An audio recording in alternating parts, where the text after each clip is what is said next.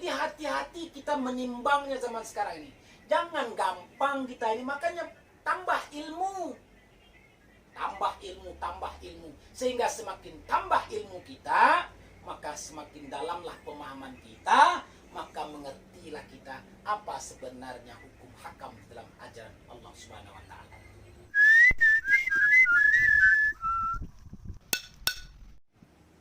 Assalamualaikum warahmatullahi wabarakatuh.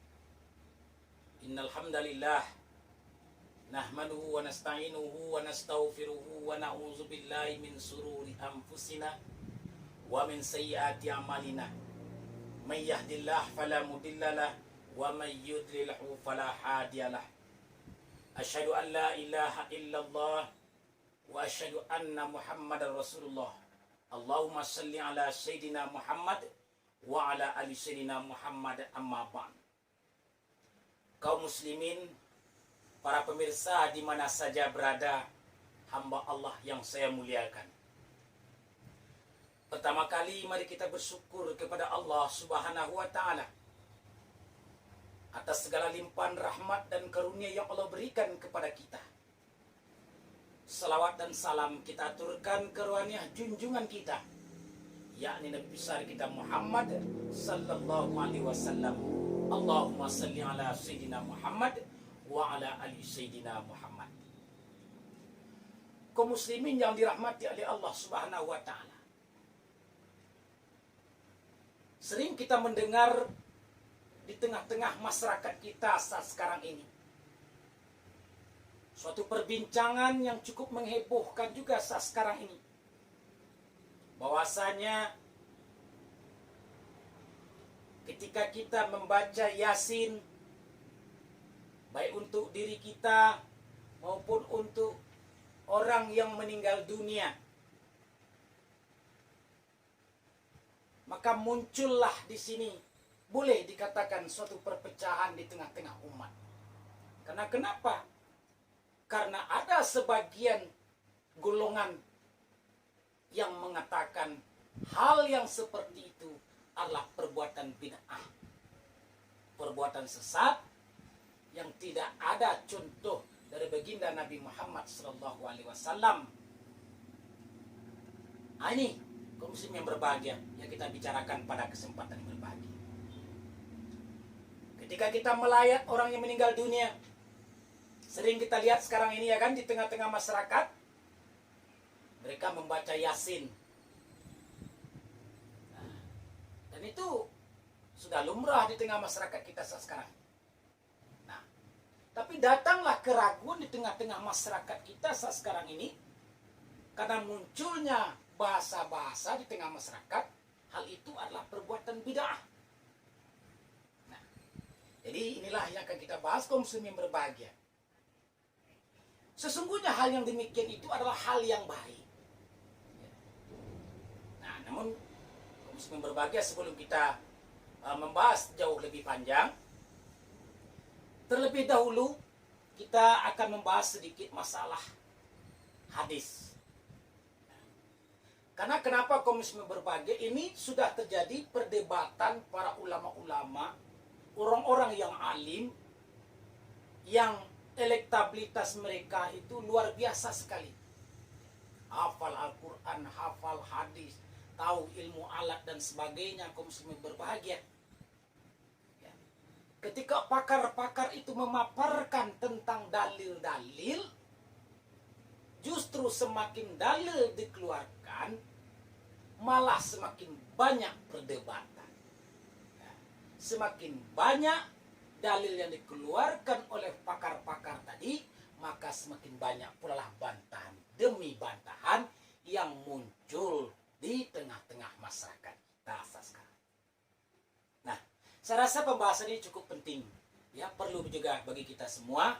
Bagaimana sikap kita dan terus bagaimana lagi kelanjutan amaliyah yang telah kita perbuat di tengah-tengah masyarakat saat sekarang, yang seperti itu tadi, masalah membaca surat Yasin, baik untuk diri kita maupun untuk orang yang sudah meninggal dunia.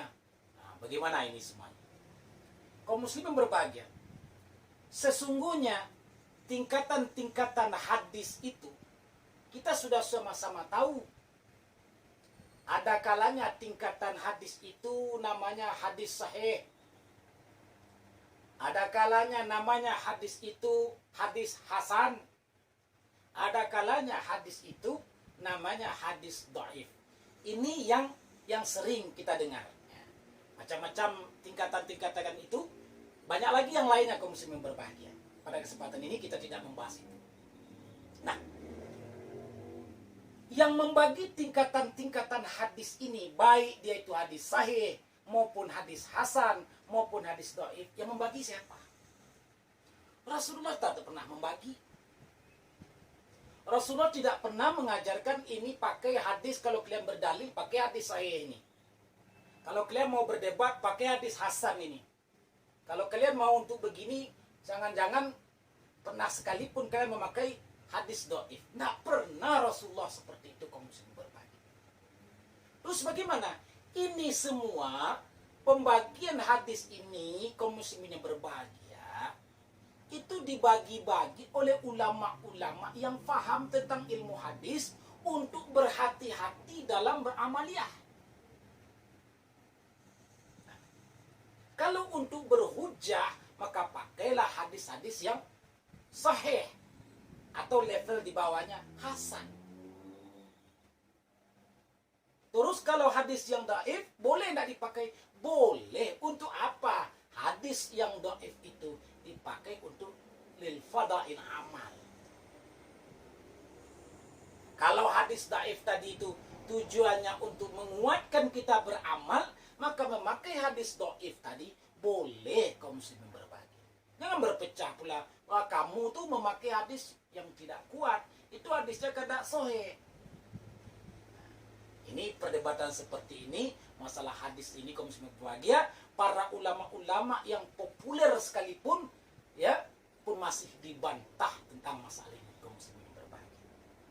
Kenapa kita berbicara seperti ini? Supaya kita paham ya.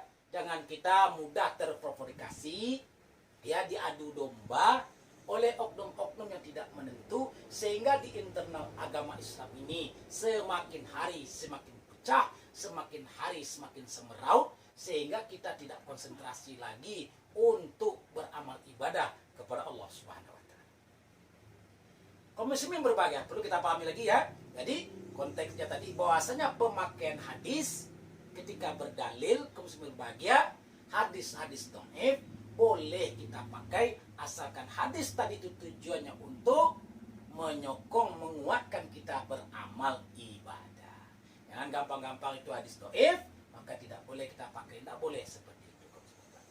Nah, begitu juga nanti ketika kita membahas hal ini, ya, walaupun bapak-bapak, ibu-ibu, kaum muslimin yang berbahagia, ketika mendengarkan nanti dalil-dalil, wah itu kan hadisnya lemah, itu kan hadisnya mungkin sampai Anda mengatakan itu hadis palsu dan sebagainya. Hati-hati kaum muslimin berbahagia. Nah, kembali kita ke topik.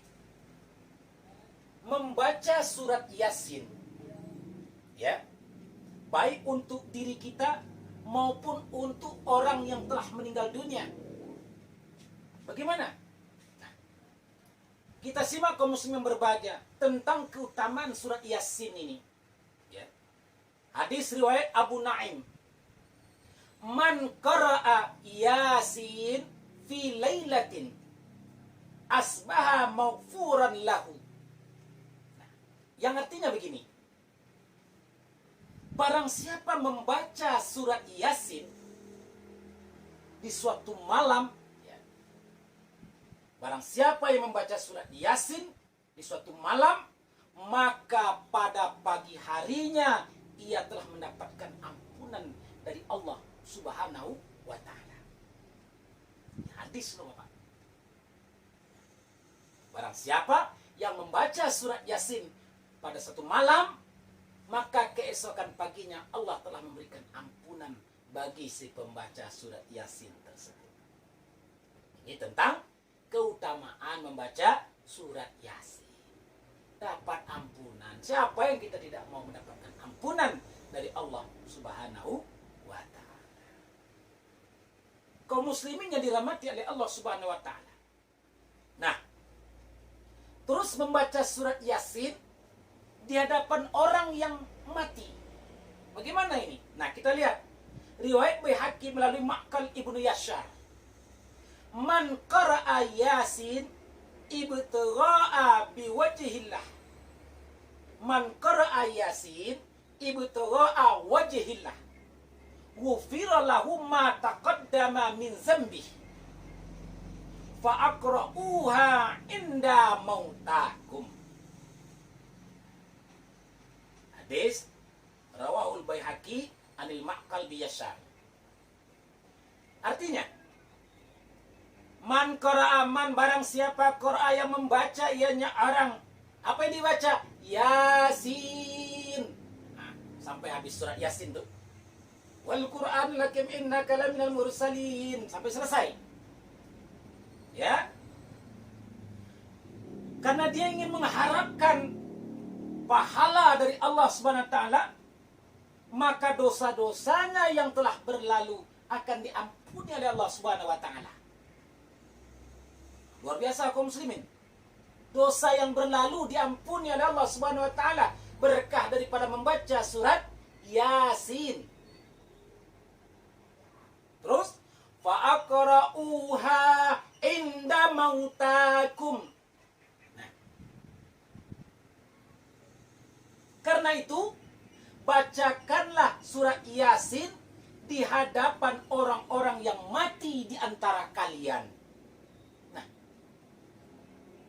makanya ini terjadi di tengah masyarakat kita. Ini bukan perkara bid'ah yang tidak ada dalil atau dibuat-buat sepandai-pandai kita. Enggak, ini bukan adat istiadat. Bukan kaum muslimin berbahagia. Jadi hati-hati kita menimbangnya zaman sekarang ini. Jangan gampang kita ini, makanya tambah ilmu. Tambah ilmu, tambah ilmu. Sehingga semakin tambah ilmu kita, maka semakin dalamlah pemahaman kita, maka mengertilah kita apa sebenarnya hukum hakam dalam ajaran Allah Subhanahu wa taala. Jadi kaum muslimin berbahagia, intinya membaca surat Yasin baik untuk diri kita maupun untuk orang yang mati, ini ada dalil. Ada dalil. Nah, kenapa tidak surat lain? Kenapa tidak baca yang lain? Nah, ayo coba. Baca surat yang mana? Surat yang panjang-panjang. Hah? Apa harus tidak mengkhususkan? Silahkanlah Anda mengkhatamkan Al-Quran di depan si mayat. Silahkan. Tetapi kaum muslimin yang berbahagia, karena di sini dikatakan akan dapat ampunan bagi orang yang membaca surat Yasin, maka para ulama-ulama kita mengambil dengan ilmu hikmah. Ayo sekarang kesempatan kita lah untuk berkirim-kirim kepada semayat ini, atau untuk diri kita terlebih dahulu. Mari kita baca surat Yasin. Anda baca surat Yasin, silahkan. Anda baca surat Al-Baqarah, tidak masalah. Anda ingin mengkhatamkan 30 juz untuk diri Anda dan untuk si mayat, dekat mayat tadi, itu tidak ada masalah. Nah, adapun masalah surat Yasin tadi, saya tegaskan kembali, ini semua ada dalil. Ya, Iqra'ul Yasin ala mautakum. Jadi kaum muslimin berbahagia, sekali lagi, jangan sampai kita berpecah belah. Mari kita bersatu kaum muslimin berbahagia. Mari kita tingkatkan persatuan dan kesatuan antara kita. Jangan mau dipecah belah. Walaupun itu berkedok sunnah, walaupun itu berkedok mengatakan inilah kita, firqah kita, aliran kita, manhaj kita yang lebih baik, tapi toh ujung-ujungnya di dalamnya tersebut ada indikasi mengajak perpecahan, maka menjauhlah dari situ kaum muslimin berbahagia. Karena kenapa? Karena kaum muslimin berbahagia, kita sudah berada di akhir zaman.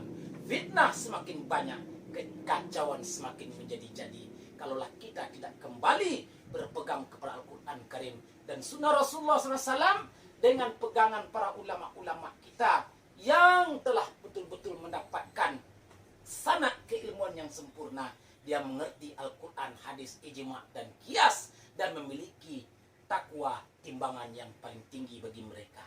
Kaum muslimin berbahagia, semoga kita dirahmati oleh Allah Subhanahu wa taala dan kita mengamalkan ajaran Islam ini dengan tenang, damai, sentosa hendaknya. Amin. Amin. Ya Rabbal Alamin. Mudah-mudahan bermanfaat pada pertemuan yang berbahagia ini.